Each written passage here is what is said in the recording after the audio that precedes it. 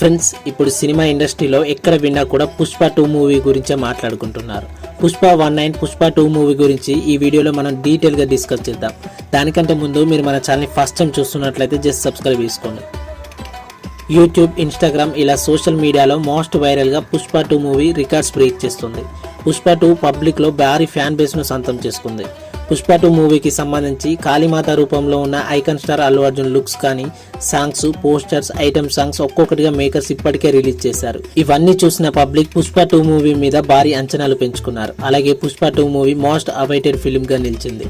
And ఈ సినిమాకి icon star Allu Arjun highest remuneration తీసుకుంటున్నారు. ఏకంగా పుష్ప 2 మూవీకి 300 కోట్లు తీసుకుంటున్నాడు.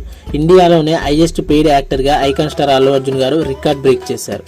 And Pushpa 2 movie collaborated with more than 20 top brands in India. రికార్డులను బద్దలు కొట్టడం, ఆయన హద్దులు దాటడం విషయానికి వస్తే పుష్ప 2 ది రూల్ ఇండియన్ సినిమాకి కొత్త బెంచ్ మార్కును సెట్ చేస్తోంది. ఫ్రెండ్స్, పుష్ప ది రైజ్ ఈ సినిమా 2021లో రిలీజ్ అయిన Indian Telugu action drama movie. ఈ సినిమాను సుకుమార్ డైరెక్ట్ చేశారు. పుష్ప మూవీని మైత్రి మూవీ మేకర్స్ మరియు మత్తంశెట్టి మీడియా నిర్మించింది.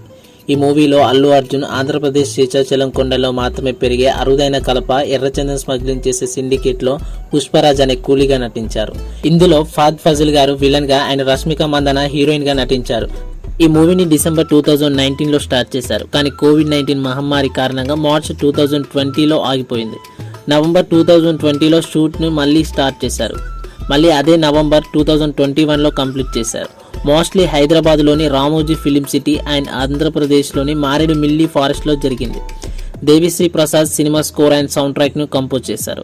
సినిమాటోగ్రఫీ అండ్ ఎడిటింగ్ వరుసగా Miroslaw Kuba and Brozek and Karthika Srinivas Ruben చేశారు.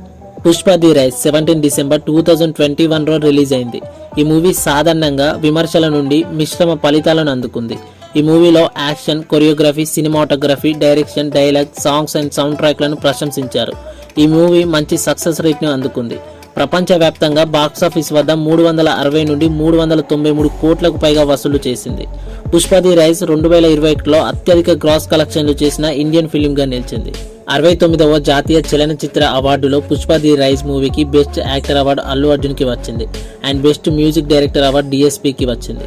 67వ ఫిలింఫేర్ అవార్డ్స్ సౌత్లో ఇది బెస్ట్ మూవీ.